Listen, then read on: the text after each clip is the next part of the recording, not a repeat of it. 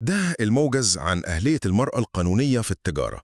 الموضوع ده بالذات فيه كلام كتير ومفاهيم مش دايما بتكون صح، بس الحقيقة القانون حسمه بشكل واضح جدا وبيرسخ لمبدأ مهم قوي، وهو الاستقلال الاقتصادي للمرأة. طيب، أول حاجة لازم نعرفها مبدأ الاستقلال الكامل.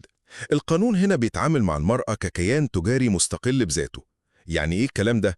يعني مش محتاجة أي إذن من جوزها عشان تبدأ شغلها. لا، الأهم من كده كمان إن ذمتها المالية منفصلة تماماً عن ذمته في كل حاجة ليها علاقة بتجارتها. ثانياً، استمرارية المسؤولية. يعني لو هي أصلاً تاجرة قبل ما تتجوز، الوضع بيفضل زي ما هو بالظبط. ديونها، مكاسبها، كل التزاماتها التجارية بتفضل مسؤوليتها هي لوحدها. الزواج مش بيغير أي حاجة في النقطة دي خالص. وأخيراً، النقطة الأهم يمكن المساواة المطلقة. القاعدة هنا بسيطة جدا. القانون بيدي أهلية كاملة لأي شخص بيوصل سن الرشد، خلاص، من غير أي تفرقة على أساس الجنس. فبالتالي حقوقها والتزاماتها كتاجرة هي بالظبط حقوق والتزامات الراجل.